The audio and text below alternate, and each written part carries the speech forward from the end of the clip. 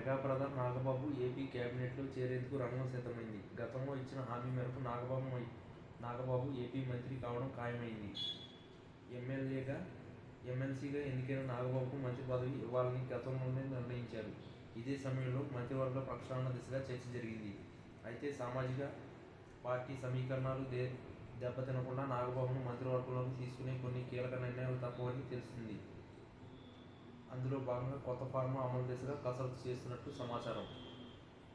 నాగబాబు 2024 ఎన్నికల సమయంలో అనకాపల్లి ఎంపీగా, ఆ తర్వాత రాజ్యసభకు పంపేలా తొలుత పవన్ భావించారు. అయితే పొత్తుల లెక్కల్లో భాగంగా ఎంపీ సీటు, రాజ్యసభ స్థానం రెండూ నాగబాబుకు దక్కలేదు. దీంతో ఏపీ మంత్రివర్గంలో నాగబాబుకు అవకాశం ఇవ్వనున్నట్లుగా నేరుగా చంద్రబాబు ప్రకటించారు.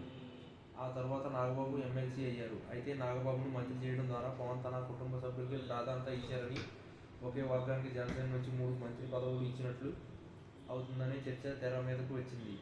దీనిని పవన్ తొలుత సమర్థించుకున్నా ఆ తర్వాత పునరాలోచనలు పడినట్లు తెలుస్తుంది. రాజకీయంగా విమర్శలు అవకాశం ఇవ్వకూడదని భావిస్తున్నారు.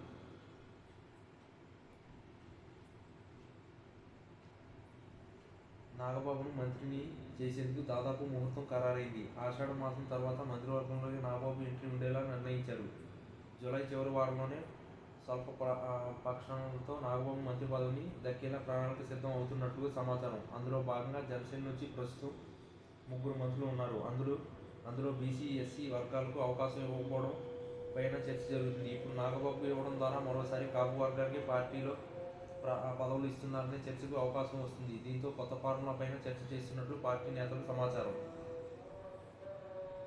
అందులో భాగంగా నాగబాబును మంత్రివర్గంలోకి తీసుకునే సమయంలోనే జనసేన నుంచి ఒక మంత్రికి రాష్ట్ర స్థాయి పదవి ఇచ్చి, ఆ స్థాయిలో బీసీ నేతకు మంత్రి పదవి ఇవ్వాలనే ఆలోచన జరుగుతున్నట్టు తెలుస్తుంది. అయితే నాగబాబు కోసం పార్టీ నుంచి ఉన్న మంత్రిని తప్పిస్తే ఎట్లాంటి స్పందన వస్తుందనే సందేహం